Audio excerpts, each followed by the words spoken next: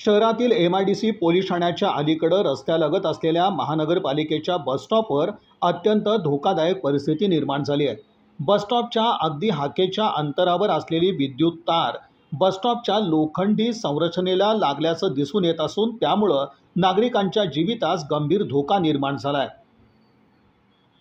या बसस्टॉपवर कामगार, महिला, विद्यार्थी, ज्येष्ठ नागरिक, प्रवासी बसची प्रतीक्षा करण्याची शक्यता आहे। मात्र बसस्टॉपला लागून असलेली विद्युत तार कोणत्याही क्षणी मोठ्या दुर्घटनेला कारणीभूत ठरू शकते। विशेषतः पावसाळ्यात लोखंडी संरचनेत विद्युत प्रवाह उतरल्यास एखादा नागरिक नकळत बसस्टॉपला हात लावल्यास किंवा टेकून उभा राहिल्यास त्याला विजेचा धक्का बसण्याची भीती व्यक्त केली जाते।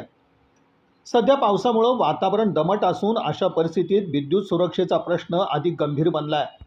संबंधित विभागाने या धोक्याकडे दुर्लक्ष केल्यास निष्पाप नागरिकांच्या जीवाशी खेळ होण्याची शक्यता नाकारता येत नाही।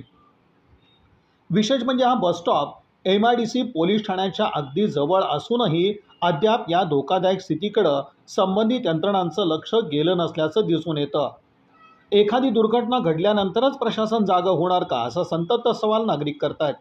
महावितरण आणि सोलापूर महानगरपालिकेनं या ठिकाणाची तातडीनं पाहणी करून बसस्टॉपला लागलेली विद्युत तार सुरक्षित अंतरावर हलवावी, आवश्यक दुरुस्ती करावी आणि संभाव्य जीवितहानी टाळण्यासाठी त्वरित उपाययोजना कराव्यात, अशी जोरदार मागणी नागरिकातून करण्यात येत आहे।